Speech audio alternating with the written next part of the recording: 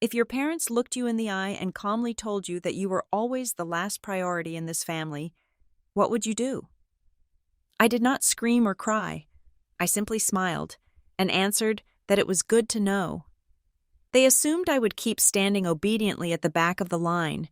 They had no idea that the one standing last would eventually be the only person capable of deciding their entire future. My name is Madison Hart. I am 29 years old, and I make my living finding patterns in chaos. As a lead data analyst for Orion Vista Analytics down in Austin, Texas, my job is to look at a sprawling mess of health metrics and financial projections and tell clients exactly where they are bleeding money. I am good at it. I am precise. I am objective. But for some reason, it took me nearly 3 decades to apply that same cold, analytical lens to the people sitting around the dining room table in Riverton, Missouri. It had been 6 months since I had visited my parents.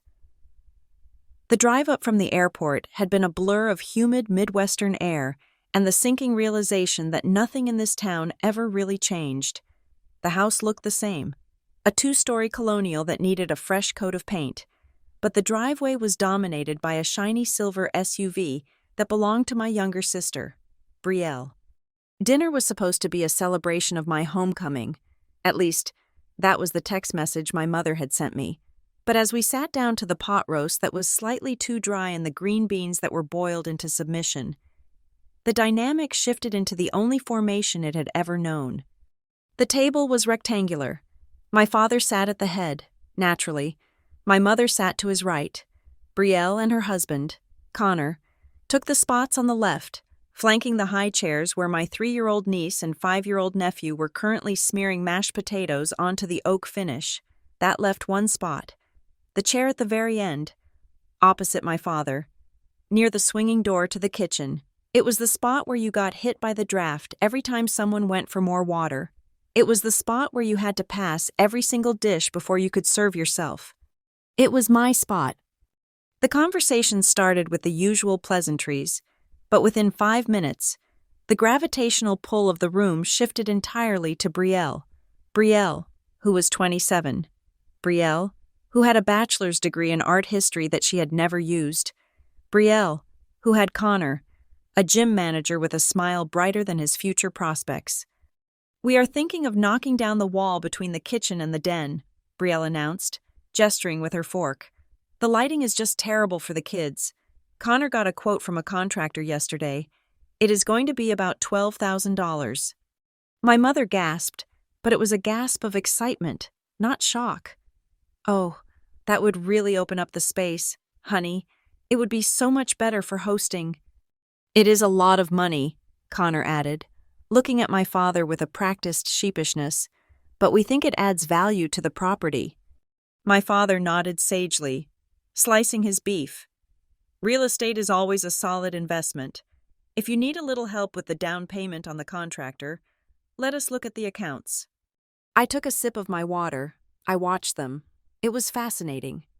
Really. My parents lived on a fixed pension and Social Security, yet the checkbook always opened for Brielle. "Speaking of plans," my mother said, beaming, "we were looking at booking that lake house in the Ozarks for July, the big one with the boat dock. If we book now, we get a 10% discount." "The kids would love that," Brielle said. "Connor can get the time off." They spent the next 20 minutes discussing dates, room allocations, and who would drive. Not once did anyone look at the end of the table. Not once did anyone ask if I could get time off from Orion Vista. Not once did anyone ask if I wanted to go. I was physically present, occupying space and displacing air, yet I was invisible. I decided to run a test. I waited for a lull in the conversation, a small gap between the discussion of boat rentals and sunscreen brands. "I actually have some news," I said. My voice sounded loud in the sudden silence. They all looked at me. My mother blinked, as if surprised to find me sitting there. "I got promoted last week," I continued, keeping my tone steady. "Orion Vista moved me to the senior analytics team. It comes with a 15% raise and significant stock options. I am leading the project for the state hospital network." I waited. I watched their faces for the data points I needed. "That is nice. Madison," my mother said.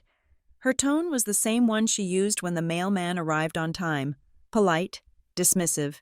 She immediately turned her head back to Brielle. "Now, about the deposit for the lake house. Do we need to send it by Friday?" The interruption was so seamless, so brutal in its casualness, that I almost laughed, but I did not. I felt a cold heat rising in my chest. "I just told you I got a major promotion," I said, cutting through the chatter. "Does that not matter?" My father sighed. He put down his fork and looked at me over his reading glasses. It was the look he used to give me when I brought home a report card with an A- instead of an A. "Of course it matters, Madison," he said, his voice heavy with patience. "But you have to understand the context. You are doing fine. You always land on your feet. Brielle has a family, she has expenses, she has pressure." "I have expenses," I countered. "I have a mortgage, I have a life." "It is different," my father stated. It was not an opinion. In his mind, it was a law of physics. "Brielle has children. Her family unit has to be the priority. That is just logic. You are single, you are strong, you are independent. You do not need the same level of attention because you can take care of yourself." I looked at my mother. I wanted her to contradict him.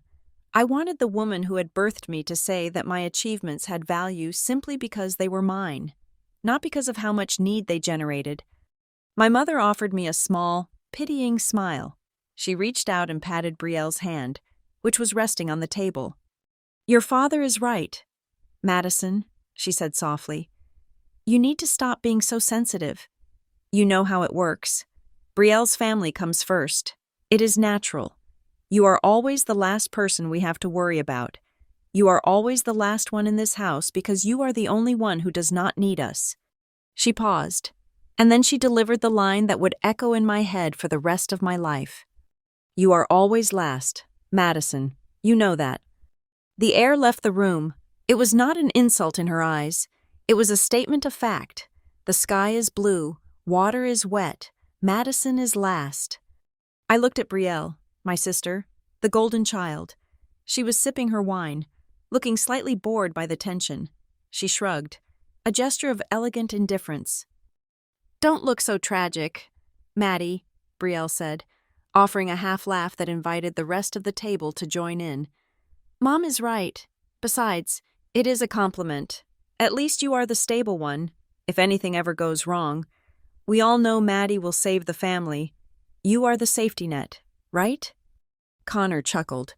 "To the safety net," he said, raising his glass mockingly. My parents laughed. It was a warm, relieved sound. They were happy that the tension was broken, happy that the roles were reestablished. Brielle was the prize. I was the insurance policy. I looked at them. I looked at the way the light hit the chandelier my father had installed for Brielle's wedding reception in this very house. I looked at the way my mother cut the meat for my nephew. I looked at the absolute certainty on their faces. They did not love me less, perhaps, but they did not value me at all. I was a utility to them. I was a resource to be stored away in the dark until an emergency required me to be broken out.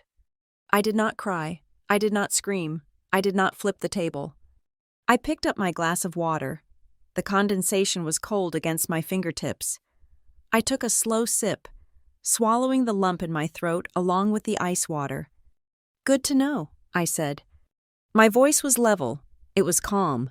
It was the voice I used when I delivered bad news to a CEO about his failing quarterly projections. "Good to know," I repeated. "See," my father said, picking up his knife again. "She gets it. Now, Brielle, about the contractor." They went right back to it. They assumed I had accepted my place. They assumed the conversation was over. They did not hear the click of the lock turning in my mind. That night, I lay in my old bedroom. It was a museum of a life I no longer lived. The walls were still painted a pale yellow. The twin bed creaked under my weight. I could hear the sounds of the house settling, the murmur of the television downstairs where my parents were watching the news, safe in their bubble. For 29 years, I had suspected it. I had felt it in the way Christmas presents were distributed, in the way phone calls were handled, in the way expectations were set. But suspicion is just a theory. Tonight, I had the data. Tonight, the hypothesis had been confirmed by the primary sources. They had told me to my face, "You are always last." I stared up at the dark ceiling. A single strip of moonlight cut across the plaster. I was done fighting for a better seat at the table. I was done trying to buy a ticket to their affection with my achievements. If they wanted me to be last, fine. I would be last on their list. But on my list? I closed my eyes and breathed in the smell of old dust and lavender. From this moment forward, Madison Hart was coming first. And if the day ever came when that house of cards downstairs started to wobble, if the day ever came when they needed the safety net they had so casually toasted, they were going to find out exactly what it cost to be first. The hallway of my parents' house in Riverton was not just a passageway between the living room and the bedrooms. It was a gallery. It was a carefully curated exhibition dedicated to the triumphs of the Hart family, or rather, the specific triumphs of one member of the Hart family. If a stranger walked down that hall, they would learn everything there was to know about Brielle. There was Brielle at 5 years old, dressed in a pink tutu, holding a wand. There was Brielle at 10, grinning next to a science fair volcano that I remembered helping her build until midnight. There was Brielle at 18, glowing in a turquoise prom dress, corsage on her wrist, standing next to a boy whose name no one remembered. Every frame was dusted. Every glass pane was polished. If that same stranger looked closely, they might find evidence that another child lived in the house. I was there, but only in the periphery. I was the blur in the background of the birthday party, out of focus because the camera's aperture was locked on Brielle blowing out the candles. I was the half-face cut off on the left side of the frame during the trip to the zoo because the photographer wanted to center Brielle and the giraffe. I was the elbow sticking out next to the Christmas tree. I was not a subject. I was visual noise. I was the negative space that defined the main attraction. The separation began long before the photos were printed. It started with the economics of our education. When Brielle turned 10, my parents sat us down and announced that she had been accepted into Westbridge Academy. Westbridge was the kind of school that had an equestrian team and a Latin motto embroidered on the blazer pocket. It cost thousands of dollars a semester. I was 7 at the time, attending the local public elementary school, carrying a plastic lunchbox I had picked out at a garage sale for 50 cents. I remember asking my mother about it while she was ironing Brielle's new plaid skirt. The fabric looked heavy and expensive. My own sweaters were usually thin and pilled, passed down from a cousin I barely knew. "Why does Brielle get to go to the fancy school?" I had asked. It was not an accusation, just a request for data. My mother stopped ironing and sighed, the steam rising around her face. She knelt down to look me in the eye, offering that sympathetic smile that I would later learn to dread. "Your sister is different.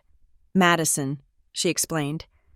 "Brielle is sensitive. She is an artist. She needs a special environment to really shine. She is like an orchid." She smoothed my hair back. "But you? You are tough. You are smart. You can learn anywhere. Sending you to public school helps the family save money. You are our little helper." At 7 years old, I nodded. I wanted to be the helper. I wanted to be tough.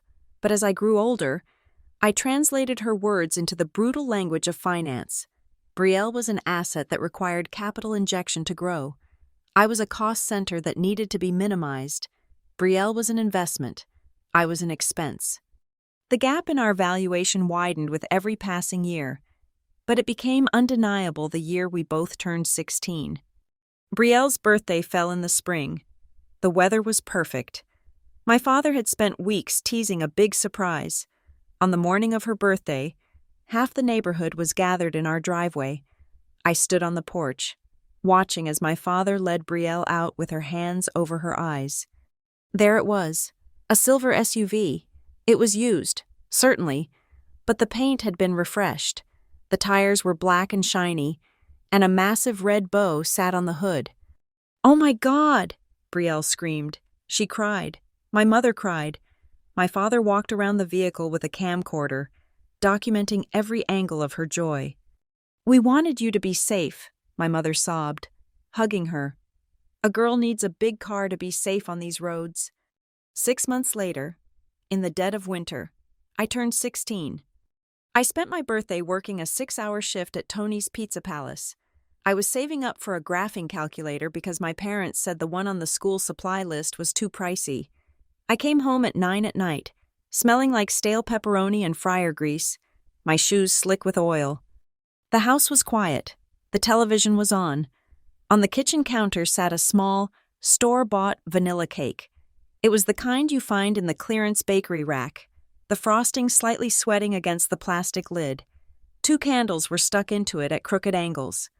"Happy birthday, honey," my father said from his recliner, not looking away from the football game. "Sorry about the car situation. You know money is tight this year with Brielle's tuition and the car insurance." My mother walked into the kitchen and gave me a side hug. "We figured since you are working now, you can treat yourself to something nice with your paycheck. It builds character to buy your own things, right?" I looked at the cake. I looked at the dark driveway where Brielle's silver SUV was parked under the floodlight. Money was tight.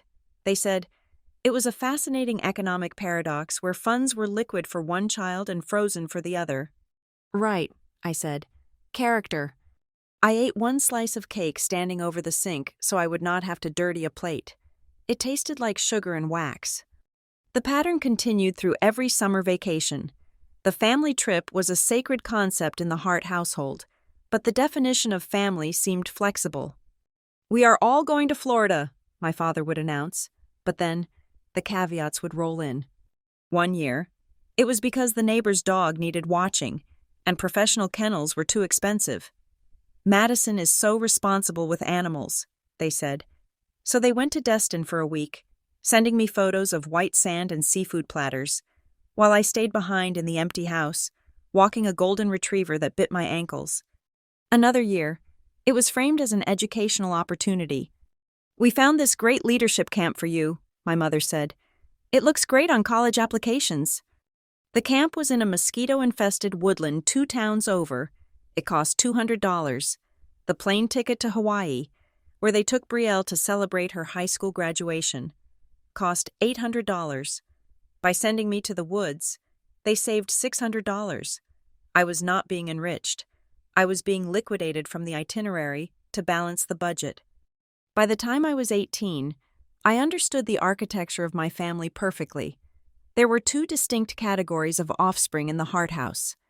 There was the project. This child was a delicate sculpture that needed constant molding, funding, and protection. Her failures were external circumstances. Her successes were collective family victories. She was the protagonist. Then there was the staff. This child was the stagehand. She was expected to operate in the dark, move the props, and fix the lighting so the protagonist could look good.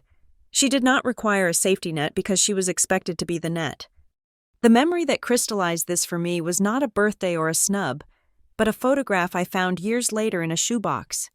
It was from one of the few trips I was actually allowed to attend, a weekend drive to a nearby lake. The photo was taken at sunset. My parents and Brielle were standing in the water, arms linked, laughing at something off camera. The lighting was beautiful, golden and hazy. I looked for myself in the frame. I was not in the water. I was not on the shore. Then I saw it. In the bottom right corner, stretched out across the wet sand, was a long, dark shadow. It was the shadow of the person holding the camera. I had taken the picture. I stared at that black shape on the sand. That was my role. I was present. I was necessary to capture the moment. I was there to witness their happiness, to document their unity, to validate their image of a perfect family. But I was not in the light. I was just a silhouette cast on the ground, trampled over, dark and featureless. I remember putting the photo back in the box and closing the lid. It was a perfect visual metaphor. I existed to prove they existed. I was the observer, never the participant. And the thing about shadows is that people walk right over them without ever realizing they are stepping on something real. But shadows, when the light shifts, can grow very long, and sometimes, when the sun goes down, the shadow is all that is left. If childhood was the pilot program for my family's bias, then my college years were when they rolled it out as a fully funded corporate strategy. The disparity began with the envelopes. Brielle received a thick cream-colored packet from Pacific Crest University, a private liberal arts college perched on the cliffs of California, overlooking the ocean. It was the kind of school that looked like a resort in the brochures, featuring diversity statistics on glossy paper and a tuition fee that could buy a small island. I received a thin standard letter envelope from the local community college in Springfield. When Brielle's acceptance arrived, my parents acted as if she had been knighted. They booked flights to California immediately for what they called an orientation and settling in trip. I watched their Facebook feed fill up with photos. There was my father standing next to a palm tree, captioning it, "First day of the rest of her life." There was my mother posing in the campus bookstore, holding a sweatshirt that cost $80, beaming with pride. They paid for everything. The dorm room was not enough, so they upgraded her to a suite with an ocean view. They bought her a meal plan that included the premium campus cafes. They set up a monthly allowance for socializing and networking, claiming that in the art world, connections were just as important as grades. "It is an investment," my father told me over the phone, his voice loud against the sound of crashing waves in the background. "We are investing in the family's future. Brielle is going to do big things." A week after they returned, tanned and poorer. I sat them down at the kitchen table. I had done the math. I had a spreadsheet. "I need help with tuition," I said. "The community college is affordable, but books and lab fees are adding up. If you could cover the tuition, I can work to pay for my living expenses." My father chuckled, a sound that was meant to be disarming but felt dismissive. He leaned back in his chair, the same chair where he had just signed a check for Brielle's sorority dues. "Oh, Madison," he said, "university is expensive. You know we are stretching ourselves thin with Brielle's setup, but here is the thing about you. You are smart. You are resourceful. You do not need us to hold your hand." "I am not asking for hand-holding," I said. "I am asking for tuition." "It is better this way," he insisted, tapping the table with his finger. "Learning the value of $1 now will serve you later. Brielle needs that safety bubble to create. You thrive on the challenge.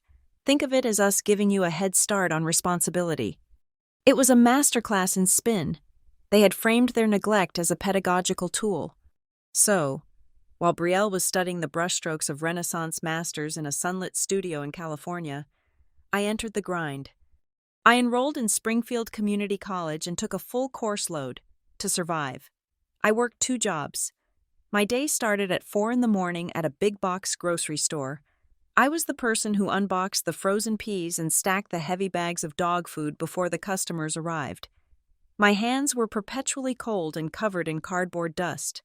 I would clock out at 8, rush to class until 3, and then head to the campus library, where I worked the help desk until closing time at 10. I lived on a diet that would have horrified a nutritionist. Ramen noodles were not a cliché for me. They were a caloric necessity. I bought the bulk packs, the ones that cost hardly anything. I ate peanut butter straight from the jar, because bread went stale too fast. I remember one specific night in November. It was raining in Missouri, a cold, miserable sleet that rattled the windows of the basement apartment I was renting from an elderly widow. The heating was patchy, so I was wrapped in 2 blankets, sitting on my mattress, eating instant noodles that I had cooked in a coffee pot. My phone buzzed. It was a notification from Instagram. Brielle was live. I clicked on it, the screen filled with neon lights and thumping bass music. Brielle was at a rooftop pool party in Santa Monica. She was wearing a white bikini that probably cost more than my monthly rent. She was laughing, holding a tropical drink, surrounded by beautiful people who looked like they had never unboxed frozen peas in their lives. "Hey guys," she shouted over the music, waving at the camera. "Living my best life. College is literally the hardest thing ever, but we survive." She turned the camera to show the Pacific Ocean glittering in the moonlight below. I looked at the screen. Then I looked up at the water stain on my ceiling. The contrast was so sharp it felt physical, like a slap. It was not just jealousy. Jealousy implies you want what someone else has. This was something colder. It was the realization that we were playing the same game with entirely different rules. She was playing with cheat codes enabled by my parents. I was playing on hard mode with a broken controller. 2 years later, I graduated with my associate degree. I finished with a 4.0 grade average, the highest in my program. The ceremony was held in the college gymnasium on a Tuesday morning. I had sent the date to my parents 3 months in advance. I had reminded them 2 weeks prior. On the morning of the graduation, I stood in the parking lot in my polyester gown, holding my cap. My phone rang. "Maddie, honey." My mother's voice was breathless. "I am so sorry. We are still on the highway. We are not going to make it." "The ceremony does not start for another hour," I said, checking my watch. "Where are you?" "We are heading to the city," she said. "Brielle's end-of-year showcase is tonight. She has a sculpture in the main gallery. It is a huge deal. We thought we could do both, but traffic is a nightmare, and we cannot risk missing her opening. She is so nervous. Maddie, she needs us there." "I am graduating," I said. The words tasted like ash. "And we are so proud," she rushed to add. "But it is just an associate degree, right? You are going to do more. This is just a stepping stone for you. You are strong. Madison, you do not need us standing there to know you did a good job. Brielle, well, she is fragile right now. If we are not there, she might crumble." "Okay," I said. "Go." "We will make it up to you," she promised. "Dinner next week?" They never made it up to me. I walked into that gymnasium alone. When they called my name, Madison Hart, I walked across the stage. There was polite applause from the crowd, but when I looked out into the sea of faces, there was no one waving, no one holding a camera, no one shouting my name. After the ceremony, I stood by the brick sign at the campus entrance. A coworker from the grocery store, a nice guy named Dave, who worked in produce, saw me standing there. "Hey, Hart," he called out. "Where are your folks?" "Traffic," I lied. "Want me to take a picture?" he asked. I handed him my phone. I smiled. It was a tight, practiced smile. That photo is still somewhere in my digital archives. Me, holding a fake leather diploma cover, eyes slightly red, standing alone in front of a concrete sign. That was the day the phrase, "you are strong," lost all positive meaning for me. My parents used my resilience as a weapon against me, because I did not cry. They assumed I did not bleed, because I solved my own problems. They assumed I had none. "You are strong" was not a compliment. It was their permission slip to abandon me. It was the justification they used to channel all their resources, time, and love toward the child who demanded it, while leaving the child who deserved it to fend for herself. I realized then that if I stayed in Missouri, I would always be the backup plan. I would always be the person they called when Brielle needed something, but never the person they called just to say hello. I applied to transfer universities. I looked at a map and chose a place that was far enough away to make a casual weekend visit impossible, but close enough to drive if I absolutely had to. Austin, Texas. I got into the data science program at a large public university there. It was a practical choice. The tech sector in Austin was booming. The tuition was reasonable for out-of-state students if I gained residency. When I told my parents I was moving, they were sitting in the living room watching a reality show. "Texas?" my mother said, not looking away from the screen. "That is far away. Madison." "That is the point," I didn't say. Instead, I said, "The program is excellent. I have a scholarship that covers half the tuition." "Well," my father said, finally muting the television, "it is a big step, but you have always been the independent one. You will figure it out. Just do not expect us to drive a U-Haul down there. My back is acting up, and Brielle needs help painting her apartment next weekend." "I did not expect anything," I said, and it was the truth. My expectations had finally hit zero. 2 weeks later, I packed everything I owned into 2 large suitcases and a backpack. I did not own a car. Brielle had the silver SUV. After all, I took a cab to the Greyhound bus station in downtown St. Louis. My parents did not come to see me off. They had a brunch scheduled with Brielle's future in-laws. The bus station smelled of diesel fumes and stale coffee. I dragged my suitcases to the curb, the wheels rattling against the cracked pavement. I looked around at the other travelers, people starting over, people running away, people who, like me, had no one waving goodbye. I handed my ticket to the driver.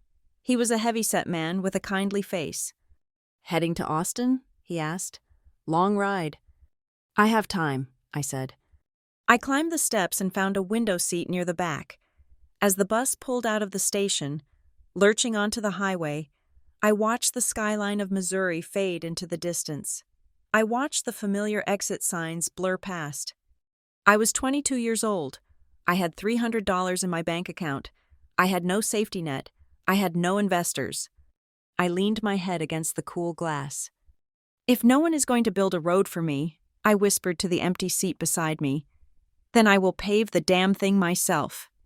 The bus accelerated, putting miles of asphalt between me and the people who claimed to love me, and for the first time in years, I did not feel heavy. I felt light. I felt aerodynamic. I was finally moving at my own speed, unburdened by the weight of waiting for someone to notice me. The day I signed my offer letter with Orion Vista Analytics, I did not celebrate with champagne. I celebrated with a calculator. Orion Vista was a health tech startup based in a converted warehouse in East Austin. It was not the kind of place that had nap pods or a cafeteria with a sushi chef. It was a place with exposed brick, aggressive deadlines, and a mission to make sense of chaotic hospital data. My starting salary was $55,000 a year. By tech standards, it was modest. By Hart family standards, it was irrelevant because it was not a gallery opening or a ribbon-cutting ceremony. But to me, it was oxygen. The offer came with two things that mattered more to me than the base pay. The first was a 401k with a 4% company match. The second was a small equity package that vested over 4 years. I looked at that contract and saw the first bricks of my fortress. I moved into a studio apartment off Riverside Drive. It was 350 square feet of laminate flooring and white walls. The rent was $850 a month, which was a steal because the complex was directly under the flight path of the international airport. Every 7 minutes, the windows would rattle as a Boeing 737 roared overhead. I learned to sleep through it. I told myself it was the sound of money staying in my bank account. I did not buy furniture from West Elm or Pottery Barn. I spent my first Saturday in Austin driving a rented pickup truck to 3 different estate sales. I bought a solid oak dresser for $40 from a woman who was downsizing. I bought a kitchen table with a scratch on the surface for $15. I bought a mattress new because I had standards, but the frame was a metal one I assembled myself, skinning my knuckles on the screws. While my peers were spending their weekends exploring the bar scene on 6th Street, I was at the library, or more accurately, deep in the internet archives of personal finance blogs. I had realized something terrifying during my first week of work. If I lost my job, I had exactly 0 people to call. There was no parents' basement waiting for me. There was no "Dad, can you spot me rent this month" option. If I failed, I would be homeless.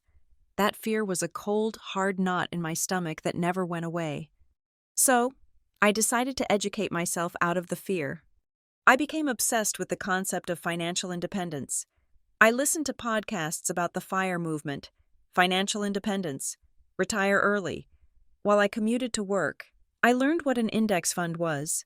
I learned the difference between a traditional IRA and a Roth IRA. I learned that compound interest was the only magic that actually existed in the real world. I created a master spreadsheet. It was a thing of beauty. Every dollar that entered my account was assigned a job before it even landed. Rent, groceries, utilities, and then the aggressive savings. I set up an automatic transfer so that 20% of my paycheck vanished into a brokerage account the morning I got paid. I never saw it, so I never missed it. I lived on a diet that would have made a college student pity me. I bought 20-pound bags of rice and flats of 30 eggs.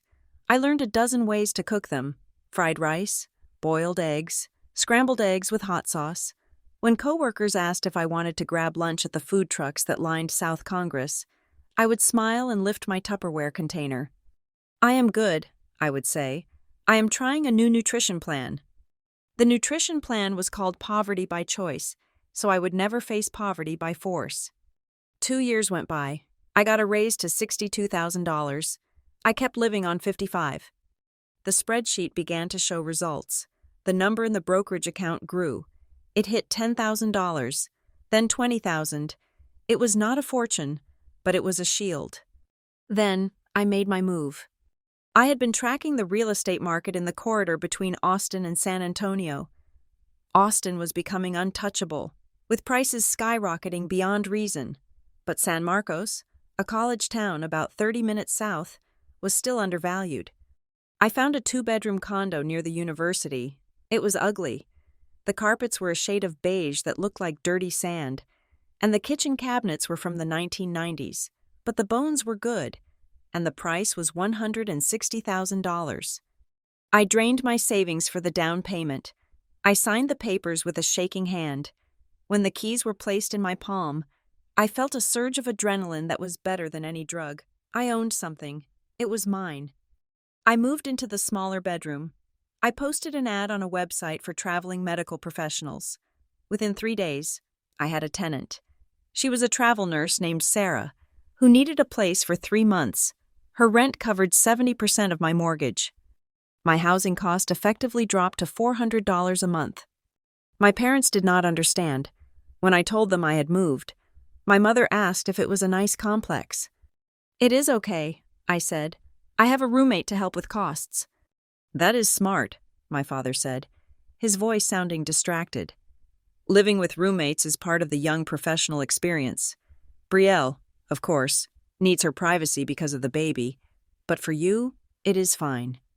They thought I was sharing an apartment because I could not afford to live alone. They did not know I was the landlord. I did not correct them. My weekends changed. I was no longer just a data analyst. I was a handyman. I watched YouTube videos on how to caulk a bathtub. I learned how to replace a P-trap under the sink when it started leaking at 2 a.m. I learned how to patch drywall and texture it so it matched the surrounding area. There is a specific kind of confidence that comes from fixing a toilet yourself. It is not glamorous. It involves rubber gloves and unpleasant smells. But when you turn that handle and the water flows exactly as it should, you realize that the world is just a series of systems, and you can master them if you are willing to get your hands dirty. Every time I fixed something, I felt another layer of dependency peel away. I did not need a husband to fix the sink. I did not need my father to hire a guy. I could do it. The market shifted again a year later. Interest rates dropped to historic lows. I looked at my spreadsheet. I looked at the equity in the condo. The market in San Marcos had appreciated faster than I expected. I walked into a local bank and asked about refinancing. I pulled cash out of the condo, my money, generated by my smart buy, and I looked north to Round Rock. I found a duplex. It was a side-by-side unit in a working-class neighborhood. It needed a new roof and the siding was peeling, but the numbers worked. I bought it. I did not move into this one. I rented both sides out to 2 young families. One was a couple with a newborn. The other was a mechanic and his wife. Suddenly, I had 3 streams of income: my salary from Orion Vista, the rent from the nurse in San Marcos, and the rent from the 2 families in Round Rock. I was 26 years old. I was not driving a Mercedes. I was still driving a 10-year-old Honda Civic I had bought for cash. I was still wearing clothes I bought from consignment shops. But I had a net worth that was approaching $250,000. My parents came to visit once during this time. They stayed at a hotel because they said my apartment was too small and crowded with that roommate. We went to dinner at a chain restaurant. My father spent the meal talking about how hard it was for Connor and Brielle to qualify for a loan for a new pool. "The banks are so strict these days," he complained, buttering a roll. "They want so much documentation. It is really unfair to young families starting out." I sat there, cutting my chicken. I knew exactly what the banks wanted because I had just given it to them. They wanted proof that you could pay them back. Have they tried looking at a smaller pool? I asked. My mother frowned. Madison, do not be negative. They want the kids to learn how to swim. It is a safety issue. Right, I said. Safety. I paid for dinner. My father made a half-hearted attempt to reach for his wallet, but I saw the relief in his eyes when I put my card down. Thanks, sweetie, my mother said. It is nice that you can treat us occasionally. It shows you are managing your budget well. I am managing, I said. They had no idea. They saw a daughter who lived in a small condo with a roommate and drove a beat-up car. They saw a daughter who was getting by. They did not see the portfolio. They did not see the amortization schedules I reviewed every Sunday night. I went home that night and opened my laptop.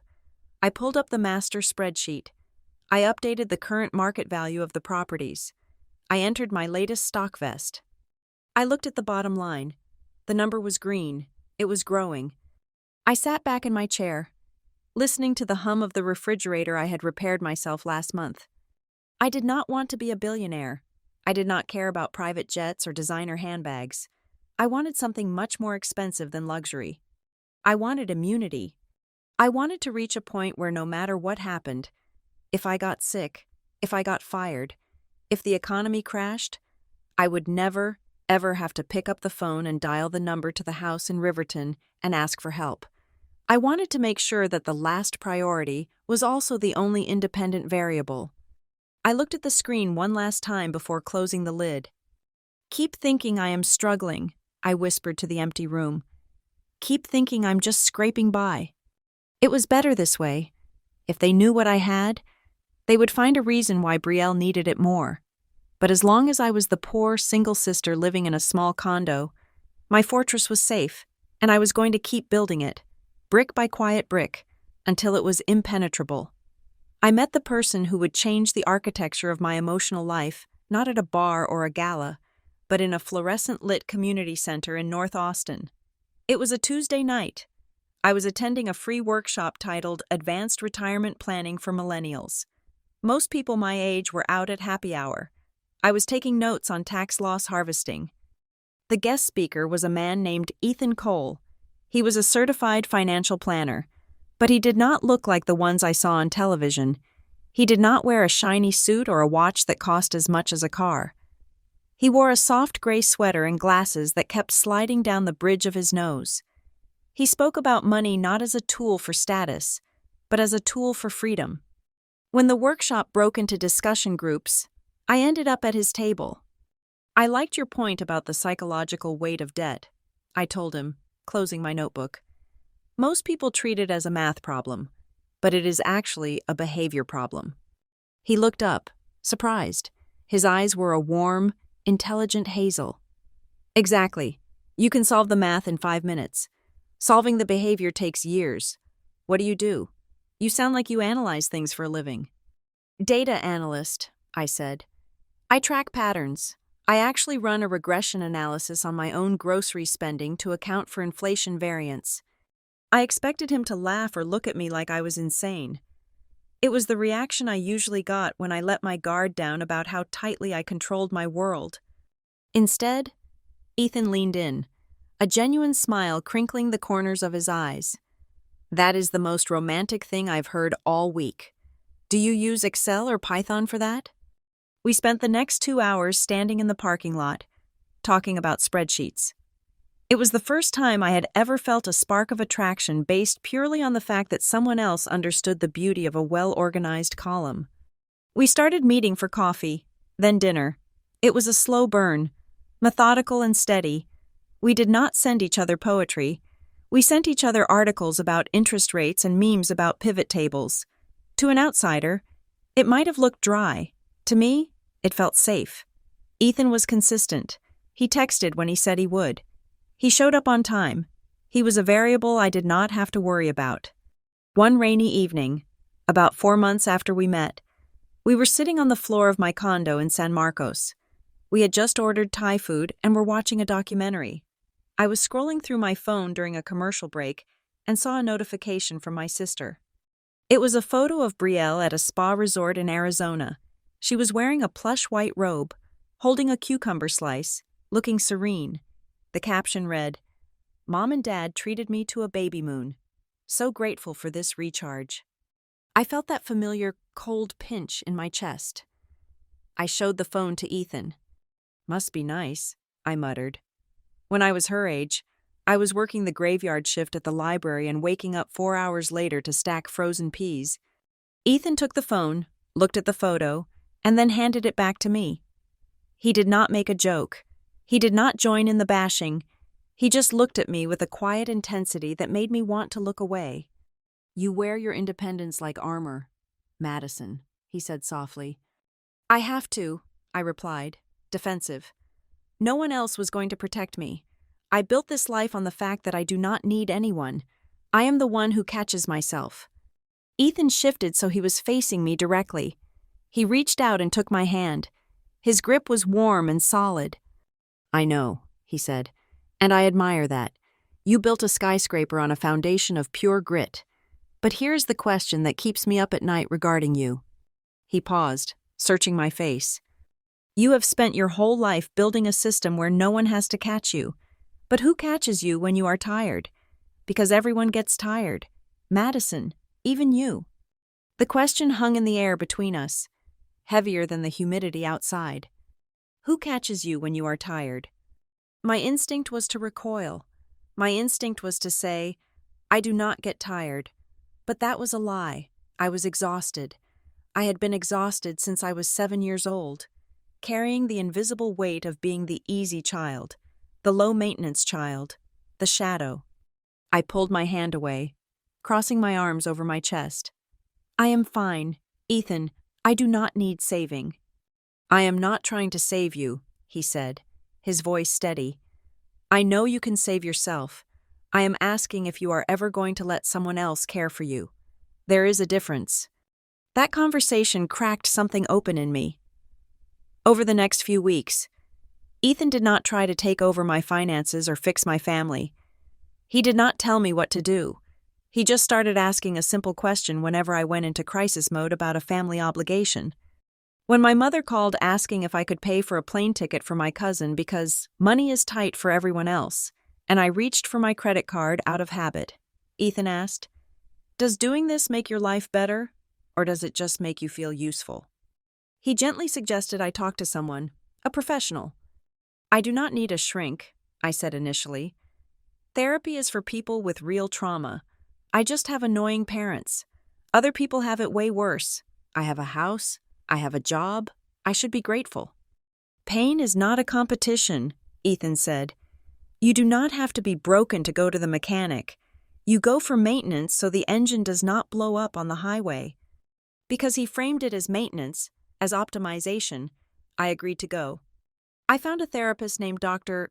Aris. She was an older woman with sharp eyes and a no-nonsense demeanor. The first few sessions were excruciating.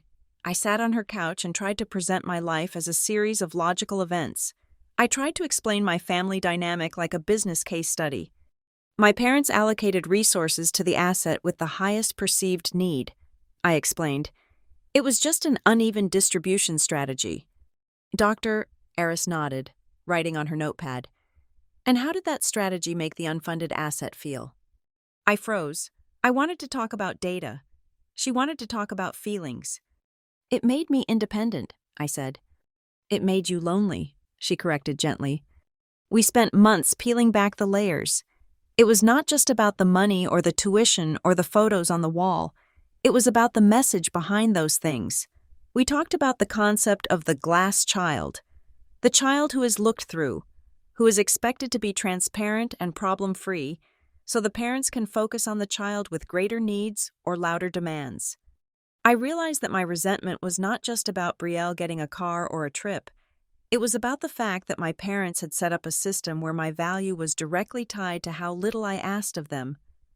I was loved only when I was silent. I was praised only when I was invisible. One afternoon, in a session that felt particularly heavy, I was recounting the story of the graduation they missed. I was crying, which was something I hated doing. I felt weak. I felt like that 7-year-old girl with the cheap lunchbox again. They always put me last, I sobbed, wiping my eyes aggressively. No matter what I do, I am always at the bottom of the list. Brielle is first. The grandkids are second. Dad's comfort is third. Mom's image is fourth. And I am just hanging off the edge of the page. Dr. Aris set her pen down. She leaned forward. Madison, she said, we have established where they rank you. We cannot control their list, but I have a question for you. I looked up, my vision blurry. If you have spent your entire life being last in their family, she said, where do you rank yourself in your own life? I opened my mouth to answer, but nothing came out. I thought about my budget, how I ate eggs and rice to save for a future catastrophe. I thought about how I drove a car with no air conditioning for a summer because I wanted to buy a duplex. I thought about how I never took vacations. I thought about how I dropped everything to answer my mother's texts. I had internalized their hierarchy. I treated myself exactly the way they treated me. I put my own needs last. I put my own comfort last. I put my own joy last. I was prioritizing a future version of myself, the one who would need a safety net. But I was completely neglecting the present version of myself who needed rest and love. I was my own abusive parent. I left that session in a daze. I drove home to San Marcos in silence. When I walked into my condo, Ethan was in the kitchen. He was making pasta. The smell of garlic and tomatoes filled the small space. He looked at me, saw my red eyes, and turned off the stove. He did not ask if I was okay. He just opened his arms. For the first time in 29 years, I did not stop to analyze the data. I did not calculate the risk. I walked into his arms and let myself be heavy. I let myself be the burden. I am tired, I whispered into his shoulder. I know, he said, holding me tighter. I have got you. That night, lying in bed, I made a decision. It was not a decision about money or real estate. It was a decision about the roster of my life. I had spent decades waiting for my parents to move me up their list. It was never going to happen. They had their narrative, and I was a supporting character in it, but I was the author of my own story. I looked at Ethan sleeping beside me. He was the first person who had ever looked at the data of my life and said, "This is wrong. You deserve better numbers." I closed my eyes and visualized a new list. Top of the list, Madison Hart. Second, the people who actually show up for Madison Hart. My family was slipping down the rankings. They did not know it yet. They still thought they were the board of directors, but the shareholder meeting was coming, and for the first time, the majority owner was going to vote in her own interest. The sentence hung in the air above the centerpiece of wilting carnations, vibrating with a clarity that was almost violent. You are always last. Madison, you know that. In the version of this story I might have told a few years ago, this would be the moment where I felt my heart break. I would have felt the familiar sting of tears pricking my eyelids, the rush of heat to my cheeks, the crushing weight of rejection. But I was not 22 anymore.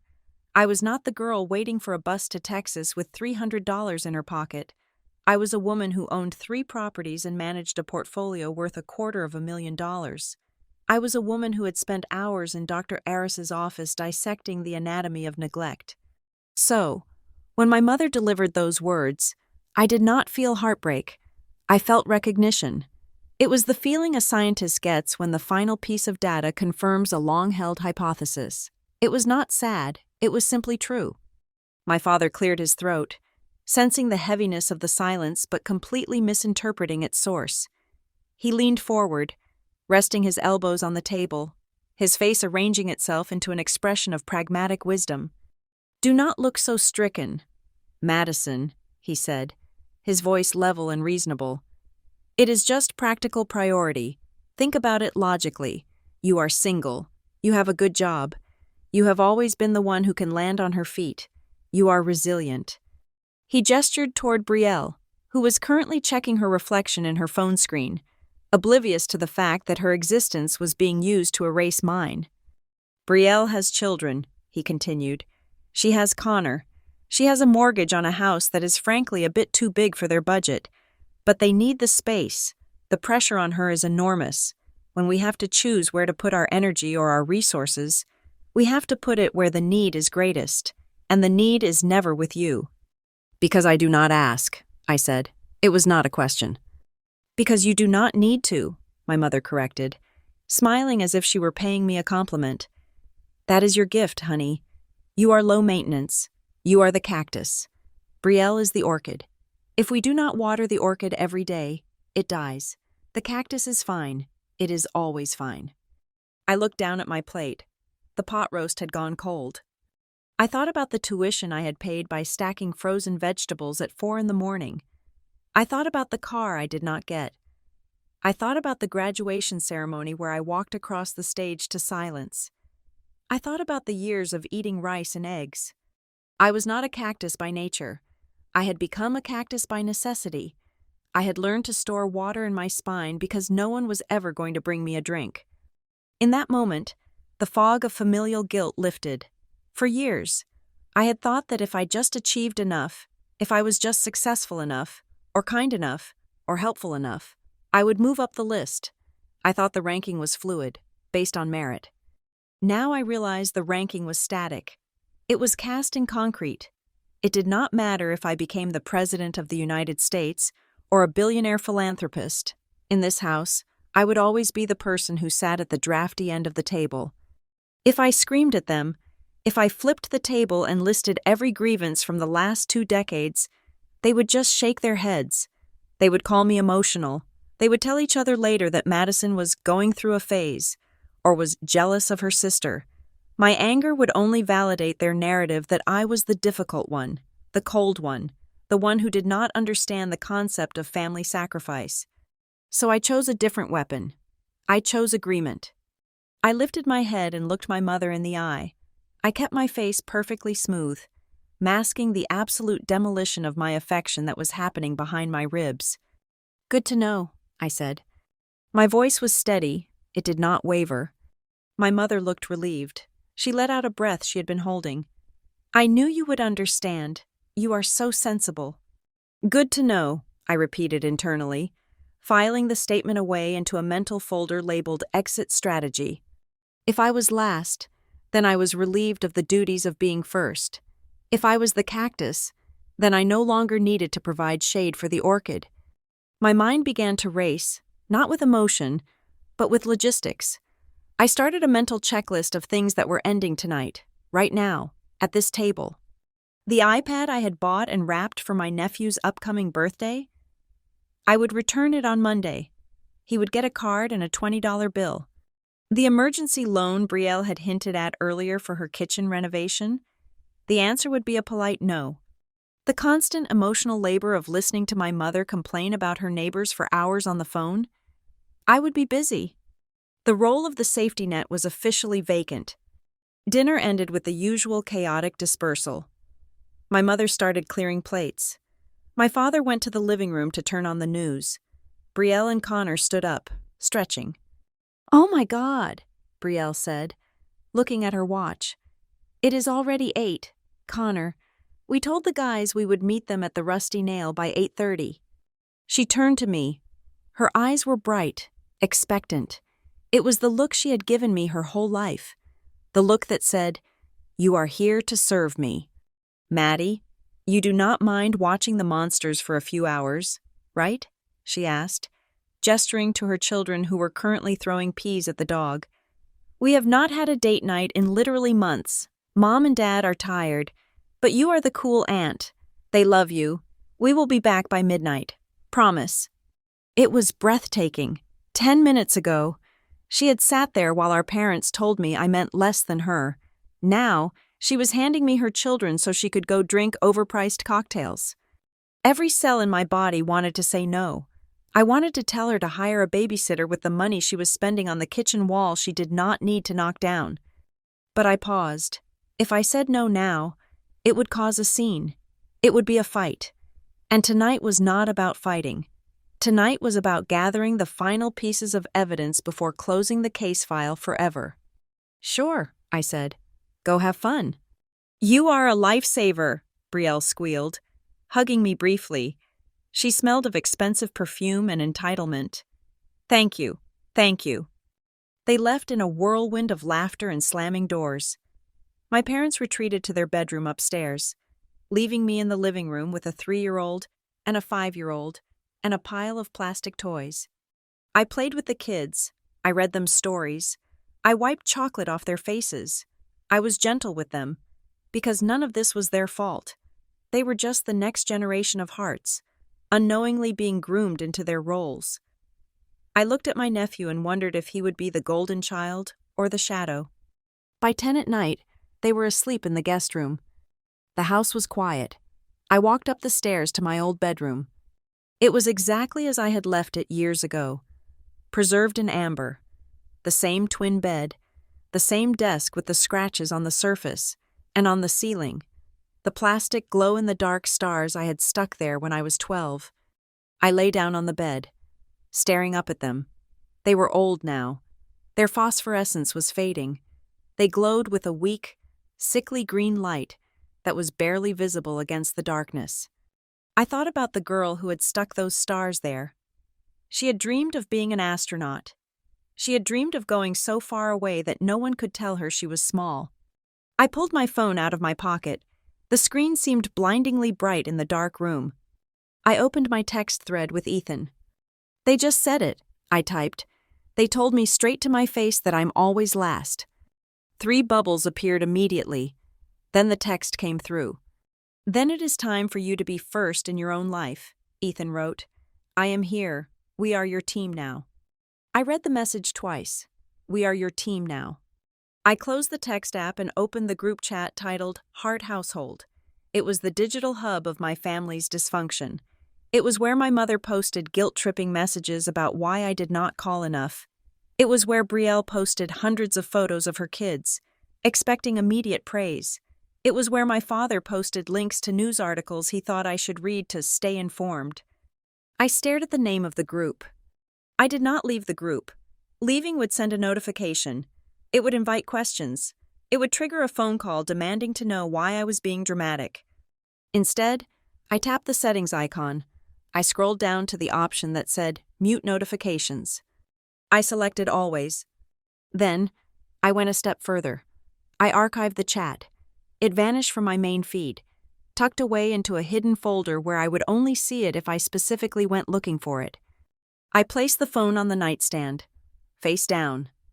For the first time in years, the silence in the room did not feel lonely. It felt protective. I lay back on the pillow, listening to the sound of my parents snoring in the master bedroom down the hall, and the faint hum of the refrigerator downstairs. They thought I was sleeping. They thought I was the same Madison who would wake up tomorrow, make pancakes for the kids, smile at breakfast, and then fly back to Texas to resume my role as the distant but reliable safety net. They were wrong. The Madison who had walked into this house yesterday was gone. She had been replaced by someone who understood the terms of the contract and had decided not to renew. I closed my eyes. Good to know, I whispered into the darkness one last time. Tomorrow, I would fly home, and when the crisis came, and I knew, with the mathematical certainty of a data analyst, that a crisis was coming, I would not be the first responder. I would not even be the second. I would be exactly where they put me. Last. The weeks following that dinner in Riverton were defined by a new kind of silence. It was not the silence of being ignored, which I had lived with for 29 years. It was the silence of a radio that had been turned down to a low hum. I returned to Austin and did not block their numbers. Blocking felt too reactive, too emotional. Instead, I simply matched their energy. If they texted me, I waited 6 hours to reply. If they sent a photo of my nephew, I liked it but did not comment. If they sent a paragraph complaining about the weather or the neighbors, I sent back a thumbs-up emoji. I became a gray rock, uninteresting, unresponsive, unmovable. The requests started coming in. Subtle at first. Brielle texted me on a Thursday. Hey Maddie, we are thinking of doing a quick weekend getaway to Branson. Do you think you could fly up and watch the kids? It would be so fun for you to bond with them. Old Madison would have checked flight prices immediately. Old Madison would have thought, they trust me with the kids. That means they value me. New Madison looked at the text, put the phone down, and went to the gym. 4 hours later, I replied, cannot do it. Work is crazy. Have fun, though. I did not offer an excuse. I did not apologize. I did not offer to send money for a sitter. Then came the text from my mother. Dad's blood pressure medication is getting so expensive. The insurance gap is a nightmare this month. We might need to borrow a few hundred until the pension check clears. I replied the next morning. That sounds stressful. Have you looked into the generic brands? I heard they work just as well. I did not send the money. The shift in the atmosphere was palpable. They could feel the safety net dissolving, even if they could not see it. Finally, about 3 weeks after my return, my mother called. I let it go to voicemail, then called her back while I was driving home from work.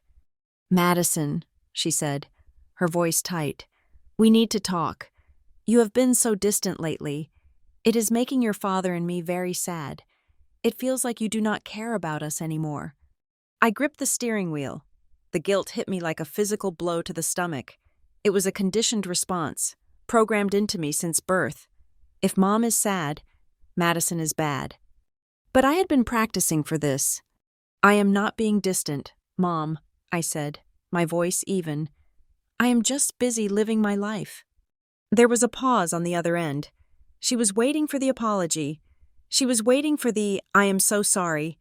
Let me fix it. Living your life? She repeated, as if the concept was foreign. Well, of course. But family is part of your life. You cannot just check out because you are busy. I am not checking out, I said. I am just prioritizing. I have a lot going on here. Well, she huffed, I hope you find time for us soon. Brielle is really stressed, you know. I have to go. Mom, traffic is bad. I hung up. My hands were shaking. I pulled into a parking lot and just sat there for 10 minutes, breathing. I had done it. I had disappointed her, and the sky had not fallen. I continued seeing Dr. Aris every Tuesday. We worked on sitting with the discomfort. She called it emotional exposure therapy. You feel guilty, she told me during one session. That is fine. Feel the guilt. Let it sit in the chair next to you, but do not write a check to make it go away. It was the hardest thing I had ever done. It was harder than calculus. It was harder than learning Python. It was the excruciating work of retraining a heart that had been broken to function as a vending machine. While I was dismantling my old role in the family, I was expanding my role in the world. Orion Vista promoted me to lead data analyst. The title bump came with a significant raise and, more importantly, a larger equity stake in the company. My net worth did not just grow, it accelerated. With the new income, I started looking at real estate again. I found a small, historic cottage in Georgetown, a town north of Austin known for its Victorian architecture and town square. It was different from my other properties. It was not just a rental box. It had character. It had a wraparound porch and a pecan tree in the front yard. I bought it. I told myself it was an investment property, but deep down, I knew I was buying the kind of house I wished I had grown up in, a house that felt solid. As I signed the closing papers, an idea began to form in the back of my mind. I thought about all the other shadow children out there, the ones who were working 2 jobs to put themselves through school, while their siblings got full rides from their parents. I thought about the ones who had no safety net. I started sketching out a plan for a scholarship fund. I called it the Second Chair Foundation. It would be for students who could prove they were financially independent from their families. I pitched the idea to Ethan one night over dinner. I want to help them, I said, my eyes lighting up. I want to be the person I needed when I was 18. Ethan listened, swirling his wine. He looked at me with that penetrating gaze of his. It is a beautiful idea. Madison, he said, but I have to ask you something. Is this plan for them? Or is it another way for you to try and fix your own childhood? I stopped. What do you mean? I mean, he said gently, are you doing this to help these kids? Or are you doing it to prove to your parents that you did not need them? Because if it is for your parents, it is still about them. It took me a few days to answer that. I realized he was right. I had to make sure my success was not just a reaction to their neglect. It had to be mine. I decided to put the foundation idea on hold until I was sure I was building it for the right reasons. Then came the Wednesday that changed everything. I was in a strategy meeting with the executive team at Orion Vista. We were discussing the third quarter projections. I was standing at the whiteboard, marker in hand, explaining a downward trend in user retention. My phone was face down on the table. It buzzed. I ignored it. It buzzed again, and again, and again, a long, continuous vibration that rattled against the wood of the conference table. My boss, a sharp woman named Sarah, looked at the phone. "Everything okay? Madison? That sounds persistent." "Sorry," I said. "Let me turn it off." I flipped the phone over to silence it. The screen was lit up with notifications. They were all from the same source. Hart Household. My stomach dropped. I had archived that chat. I had muted it. But the sheer volume of messages was triggering the emergency bypass I had set up for repeated calls. There were 20 unread messages. I unlocked the phone, apologizing to the room. "I just need to check this. It might be an emergency." I opened the chat. "Mom, where are you?" "Brielle." "Pick up the phone." "Dad." "Madison, this is serious." "Mom, we need you to come home." "Brielle." "Don't ignore us." And then, the final message from my mother, sent 1 minute ago. "You need to be in Riverton on Sunday. We are having a family meeting. It is a matter of extreme importance. The whole family needs you." There was no "please." There was no "are you available?" There was only the summons. I stared at the screen. My heart rate did not spike. My hands did not shake. Instead, a strange calm washed over me. This was it. This was not a request for babysitting. This was not a request for a few $100s for pills. The tone was frantic, desperate, and imperious all at once. My data analyst brain kicked into gear. I analyzed the pattern. Sudden urgency plus vague details usually equaled a catastrophe that had been hidden for too long. "Is everything all right?" Sarah asked. I looked up at her. "I am not sure, but I think I need to take a personal day on Monday." "Do what you need to do," she said. I sat back down and finished the presentation. I did not rush. I explained the retention metrics with absolute clarity. I answered questions. I was a professional. But inside, I was already packing my bags. That evening, I sat on the sofa in my condo. Ethan was sitting next to me, reading a book. I had shown him the messages. "So," he said, closing his book, "you are going." "I am going," I confirmed. "Why?" he asked. "You know you do not have to. You can say no. You can tell them to zoom you in." "I know," I said. I looked out the window at the parking lot. I thought about the house in Riverton. I thought about the dining table. I thought about the silver SUV and the private school tuition and the lake house vacations. "I am not going because I want to help them," I said slowly, finding the words as I spoke. "I am not going because I feel guilty." "Then why?" I turned to look at him. "Because for 30 years, they have told me that I owe them everything," I said. "They have told me that my independence is an insult to their sacrifice. I am going back because I want to see the ledger. I want to hear, out loud, exactly how much they think I owe them." Ethan nodded. He understood. This was not a rescue mission. It was a deposition. "Do you want me to come?" he asked. "Yes," I said. "I need a witness." I picked up my phone and typed a reply to the group chat.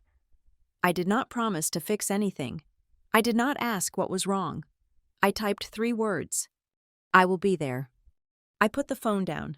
I could feel the storm gathering in the distance, a hurricane of bad decisions and financial ruin that was about to make landfall. But this time, I was not standing on the beach without shelter. I was watching from the lighthouse, high above the waves, safe behind the glass I had built myself. When I walked through the front door of my parents' house in Riverton that Sunday, the first thing I noticed was the smell. Usually, this house smelled of pot roast or lemon polish. the sense of a performative suburban stability. Today, it smelled of stale sweat and old paper. The living room, which had always been treated like a museum exhibit where no one was allowed to sit, was in chaos. My father was not sitting in his recliner. He was hunched over the coffee table, his head in his hands. My mother was sitting on the edge of the sofa, shredding a tissue into tiny white confetti on her lap. Brielle was curled up in the armchair, her knees pulled to her chest, looking younger and smaller than I had seen her in years. Connor, her husband, was pacing by the window, chewing on his thumbnail. There was no food, there were no drinks.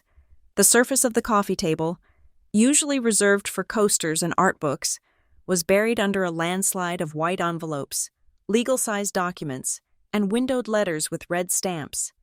I stood in the doorway, clutching my purse. I did not take off my coat. "I am here," I said. My father looked up. His eyes were bloodshot, rimmed with gray exhaustion. For the first time in my life, he did not look at me with condescension or dismissal. He looked at me with fear. "Madison," he breathed. "Thank God." "Sit down," my mother said, her voice trembling. "Please, sit down." I walked over to the only empty spot, a hard wooden chair from the dining room that had been dragged in. I sat down, keeping my back straight. I looked at the pile of papers. "Start talking," I said. My father gestured to the pile. "It is a mess, Madison. It is all a mess. We tried to handle it. We tried to move things around, but the walls are closing in." I reached out and picked up the document on top of the stack. It was a letter from a bank. I scanned the header. Notice of default. It was addressed to Brielle and Connor. "This says you are 90 days past due on your mortgage," I said, looking at my sister. "You have not paid your mortgage in 3 months?" Brielle sniffed, wiping her nose with her sleeve. "We had a cash flow issue. We thought we could catch up when Connor got his bonus, but the bonus never came." "It is not just the mortgage," Connor said, his voice tight. He stopped pacing and leaned against the wall, refusing to meet my eyes. I dug deeper into the pile. I found a thick packet stapled together with a blue cover sheet. It was a legal summons. Civil lawsuit for damages. "Personal injury?" I asked, reading the legal jargon. "Negligence resulting in bodily harm?" Connor flinched. "A guy at the gym. A weight machine snapped while he was using it. The cable was frayed. He broke his collarbone and tore his rotator cuff. He is suing for medical bills, lost wages, and pain and suffering. His lawyer is talking about a settlement in the mid-6 figures." "Did you not have liability insurance?" I asked. "We let the policy lapse," Connor whispered. "Just for a month, to pay the car note on the SUV. The accident happened during that window." I felt a cold knot of disbelief tighten in my stomach. It was a cascade of incompetence, but I still did not understand why my parents looked like they were facing a firing squad. Brielle and Connor were adults. Their ruin was their own. "Okay," I said, placing the lawsuit down. "This is bad. You are looking at bankruptcy. You are looking at losing your house. But why are Mom and Dad acting like this is their funeral?" My father made a sound that was half sob, half groan. He pushed a stack of papers toward me. These were different. These were IRS notifications. 2 years of back taxes, my father said. Connor's business was classified as a pass-through entity. They did not set aside money for taxes. They spent the gross revenue. Now the government wants its money, plus penalties, plus interest. "Again," I said, my voice sharpening. "This is Brielle and Connor's problem. Why are you involved?" My mother burst into tears. "Because we helped them. Madison, we wanted to help them build something." "How?" I asked. "How did you help them?" My father took a deep breath. He looked at the floor. "When Connor wanted to open the second gym location last year, the bank would not give him the loan. His credit was already overextended, so I signed for it." "You co-signed?" I asked. "No," he said. "I guaranteed it. I put up collateral." The room went dead silent. I looked at my father, and then I looked around at the house they had lived in for 30 years, the house that was supposed to be their retirement asset. "Dad," I said, very slowly. Please tell me you did not put this house up as collateral for a gym owned by a man who let his insurance lapse. We thought it was a sure thing, my mother cried. Connor had a business plan. We wanted to secure their future. And now? I asked. The loan is in default, my father said, his voice dead. The bank has called the note. If the gym goes under, and with the lawsuit, it will. They are coming for this house. We are going to lose everything. The pension is not enough to cover the debt. We will be on the street. I sat back in the hard chair. I looked at the ceiling. I tried to process the sheer scale of the destruction. They had burned everything. They had taken every asset, every safety net, every brick of stability, and thrown it into a furnace called Brielle's happiness. And now the fire was out of control. So, I said, looking back at them, that is the situation. You are insolvent. You are facing foreclosure on 2 properties. You have a 6-figure lawsuit and the IRS knocking at the door. Why am I here? My mother reached out and grabbed my hand. Her palm was clammy. Because you can fix it, she said. Her eyes were wide and desperate. Madison, we know you have done well. We know you have savings. We know you have no dependents. We crunched the numbers, my father said, suddenly regaining a shred of his old authority now that he was talking about my money. If we can pay off the arrears on Brielle's house, we stop that foreclosure. If we can settle the lawsuit out of court for a lump sum, the gym survives. If we can pay the back taxes, the IRS goes away. Then we can restructure the loan on my house. And how much is that? I asked. The lump sum to make this all go away? My father swallowed. About $250,000. I almost laughed. It was a perfect number. It was almost exactly my net worth. They wanted to liquidate my entire life to plug the hole they had dug. You want me to write a check for $250,000, I stated. It is a loan, my mother insisted. We will pay you back. Once the gym is profitable, once things settle down. The gym will never be profitable, I said coldly. Connor does not know how to run a business, and you are retired. You have no income to pay me back. We are family, Brielle shrieked. It was the first time she had spoken since the mortgage revelation. She uncurled from the chair and looked at me with red, angry eyes. How can you be so cold? Are you just going to let us lose our homes? Where will my kids live? Madison?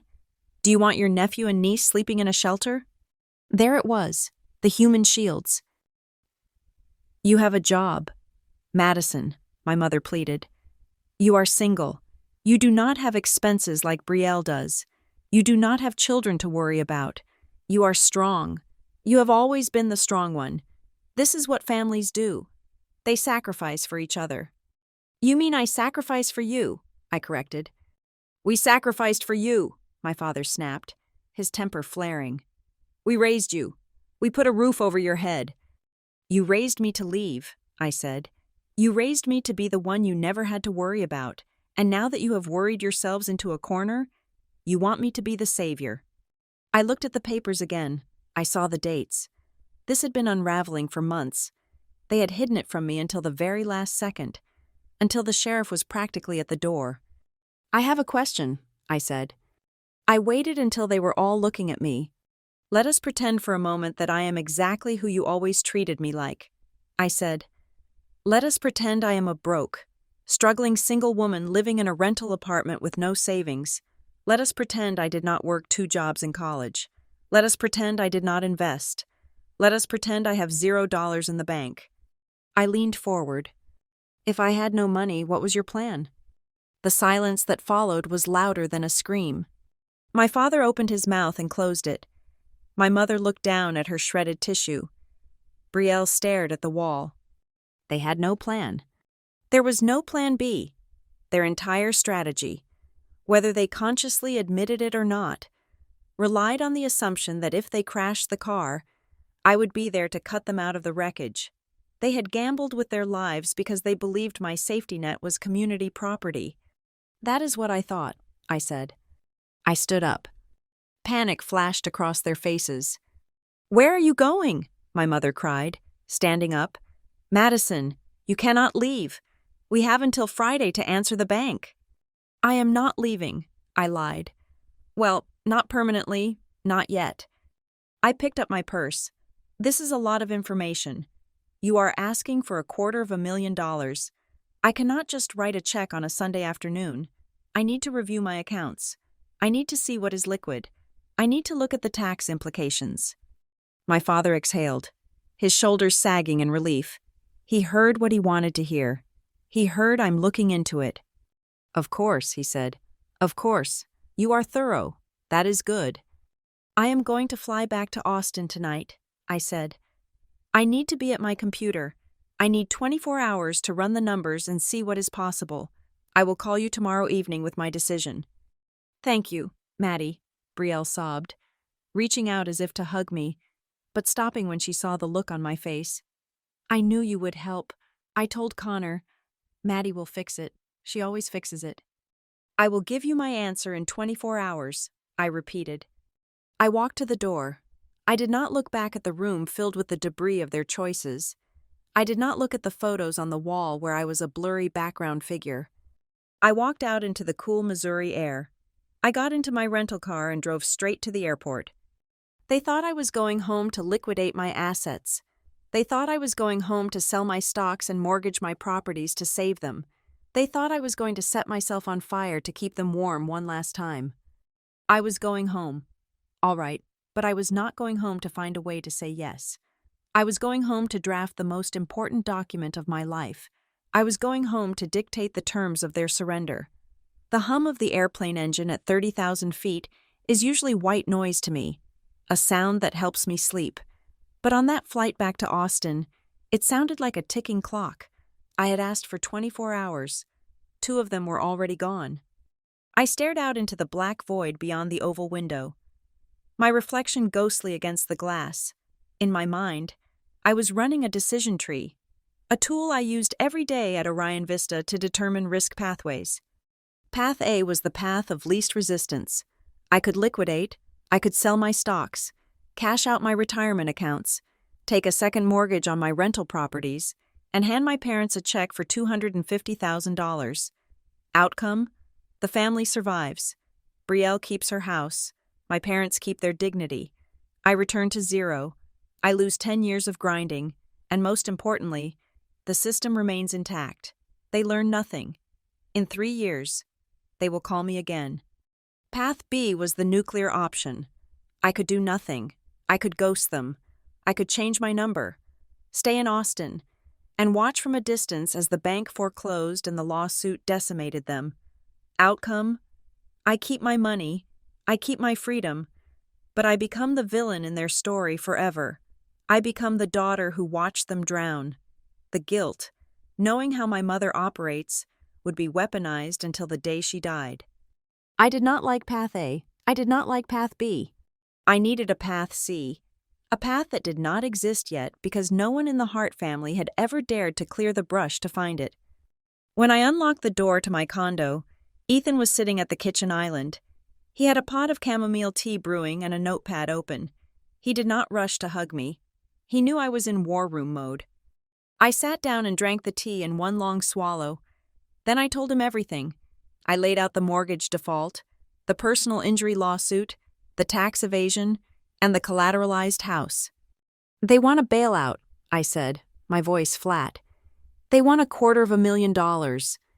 Ethan let out a low whistle. That is not a loan, Madison. That is a ransom.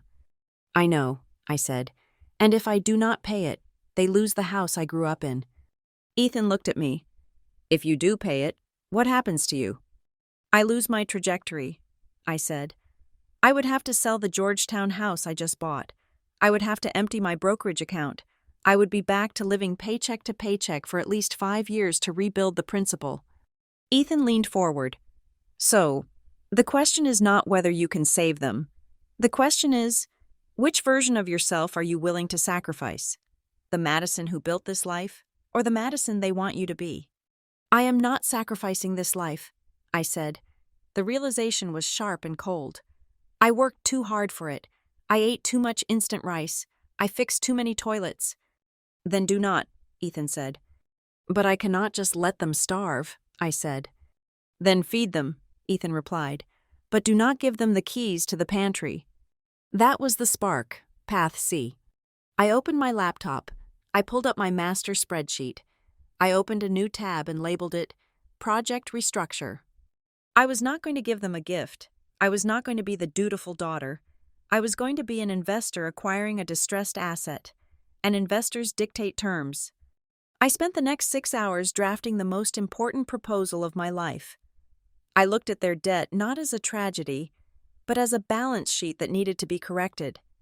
The hole was $250,000. I could cover it.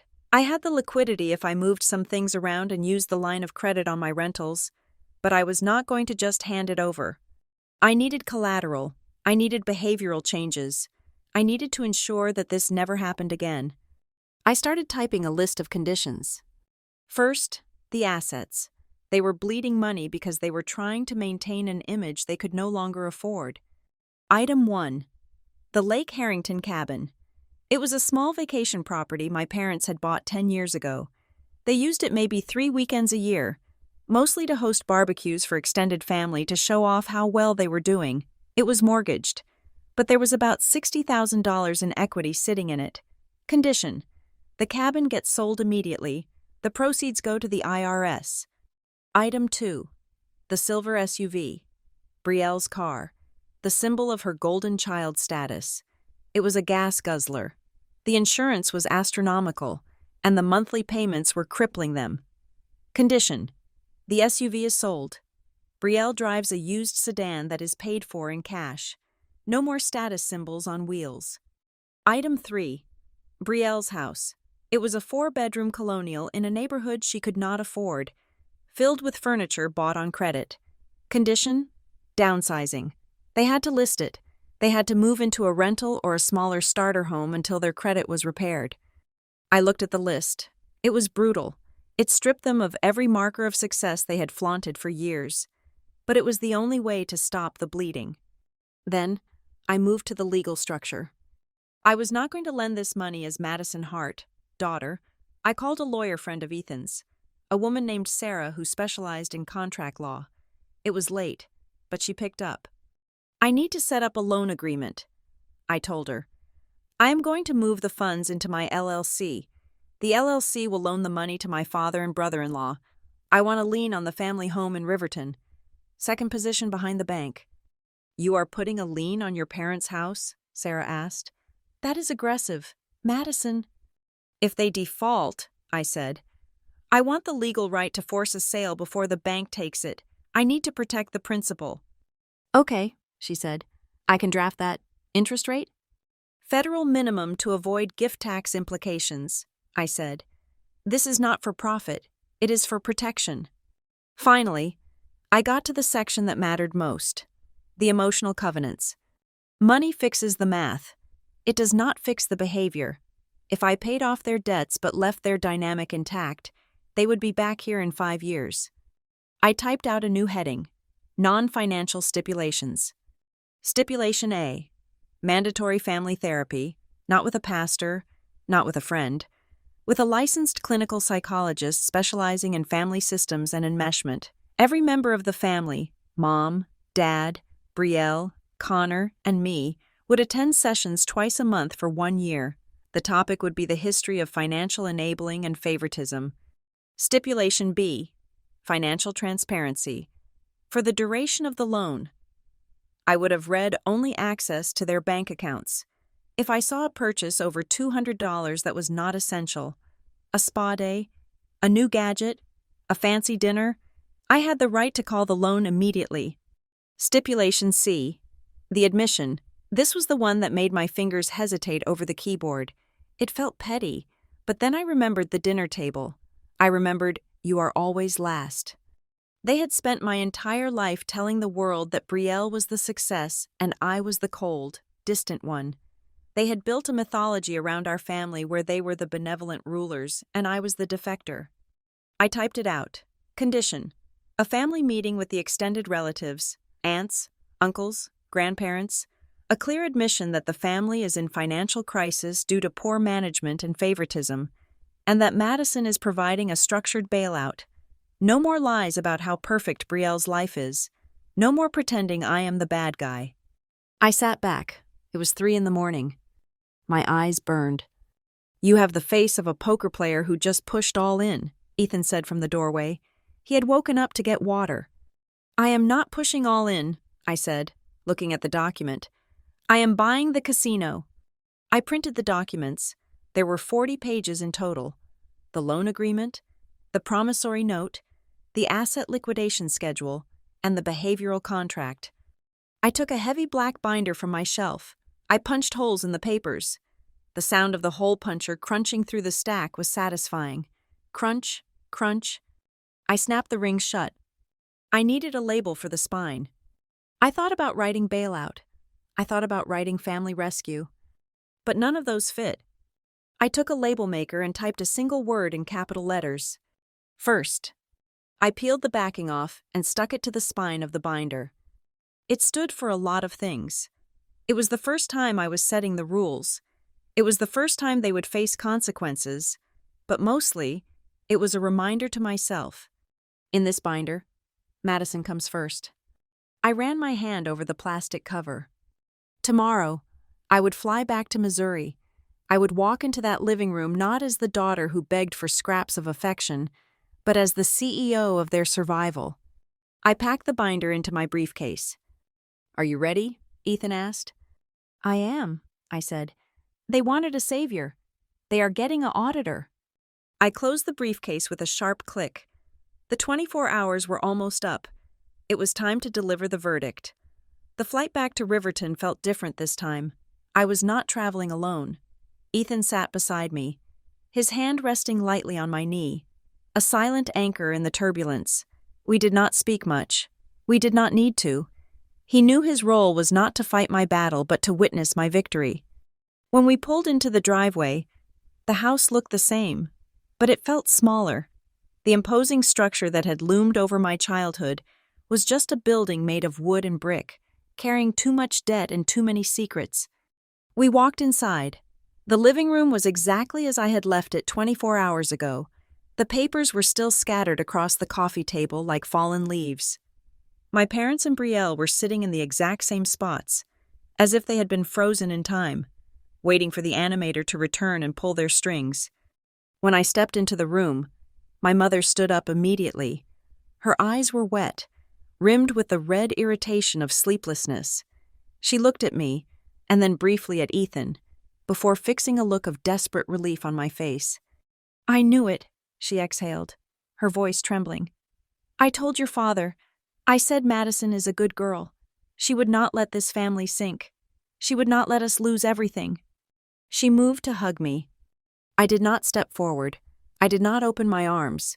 I simply walked past her to the dining table and set down the heavy black binder. The thud of the binder hitting the wood was the only sound in the room. "Sit down," I said. My mother froze.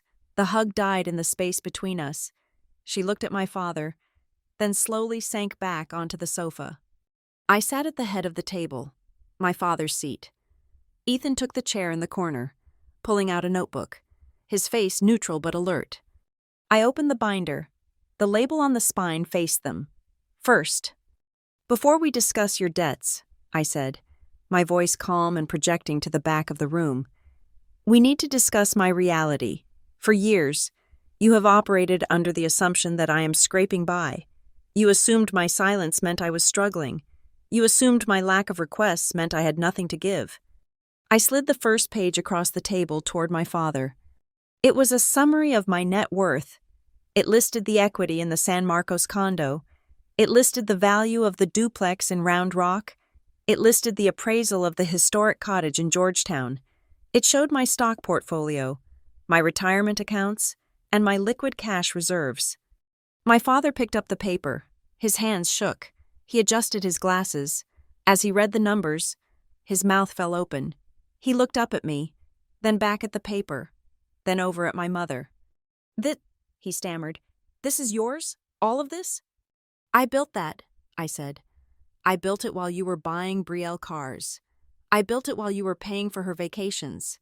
I built it while I was eating rice and beans and fixing my own plumbing." My mother leaned over to look at the document. She gasped.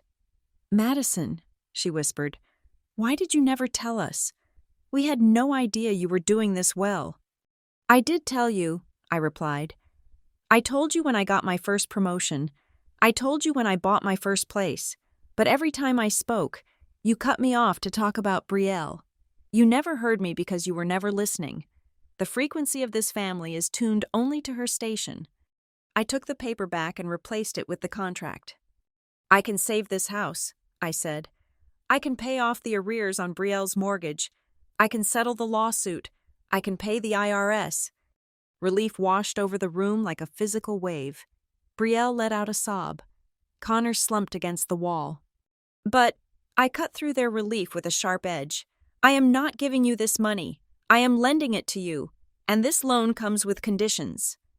I walked them through the document. I explained that the cabin at Lake Harrington would be sold immediately. I explained that Brielle's silver SUV would be traded in for a used sedan. I explained that Brielle and Connor would list their house and move into a rental within their actual budget. Then I got to the behavioral clauses. Condition 4, I read, mandatory family therapy for 1 year. Condition 5, I get full transparency on all spending. Condition 6, assigned admission that this crisis was caused by mismanagement and that I am the lender of last resort. My father's face turned a deep, angry red. He slammed his hand on the table. "This is ridiculous," he shouted. "We are your parents. Madison, this is a family, not a corporation.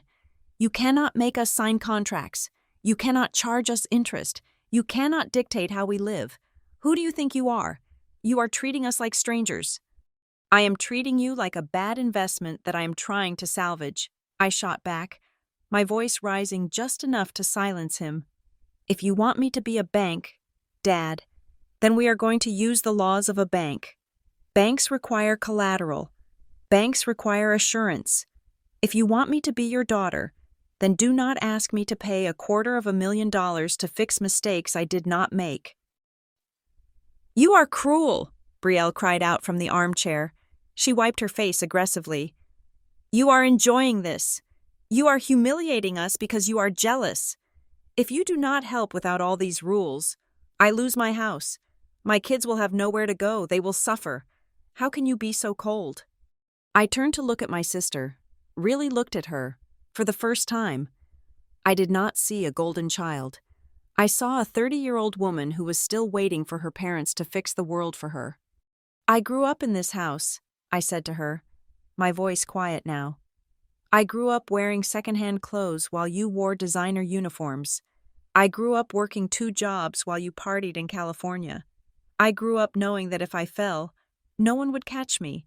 No one cared if I suffered. Brielle, no one asked if I was tired." I leaned forward. "I survived," I said. "And you will too. I am offering to pay off your debt. I am offering to save your credit. The only thing I am asking in return is that you grow up. If that is cruel, then I am fine with being cruel." I stood up. I checked my watch. "It is 4 in the afternoon," I said. "I am flying back to Austin tomorrow at 4. You have 24 hours. You can sign this agreement, and the wire transfer happens on Tuesday. Or you can refuse, and I walk away. You can deal with the bank, the lawsuit, and the IRS on your own." "If we do not sign," my father asked, his voice low and trembling with fear, "you are just going to leave? You are going to abandon your family?" "No," I said. "I am not abandoning you. I am just finally letting you hold the weight you created. I am letting you take responsibility. It is the same gift you gave me when I was 18. It is time I returned the favor." I turned and walked toward the door. Ethan stood up and followed me, slipping his notebook into his pocket. We walked out onto the front porch. The evening air was cool. The sun was setting, casting long shadows across the lawn where I used to play alone while everyone watched Brielle. I stopped at the edge of the steps. Ethan reached out and took my hand. His grip was firm. I looked back at the house one last time. Through the window, I could see them arguing. I could see my father pacing. I could see my mother crying over the binder. They had a choice to make. For the first time in their lives, the choice was not easy, and the check was not blank. In my head, the narration of my life finally found its closing lines. They used to tell me, over and over again, "Your sister's family comes first. You are always last." They thought it was an insult. They thought it was a way to keep me in my place. They were wrong. Today, for the first time, I stepped out of the line. And when there is no one left standing at the back to catch them, they finally have to look down and see exactly where they are standing. I squeezed Ethan's hand. "Let's go home," I said. I walked down the steps, leaving the door closed behind me, leaving the choice in their hands, and stepping into a life where Madison Hart was finally, permanently, first. Thank you so much for listening to this story. I would love to know where you are tuning in from, so please drop your country or city in the comments below so we can connect. If you enjoyed this story, please subscribe to the Lila Revenge Stories channel, like this video, and smash that hype button to help this story reach even more people.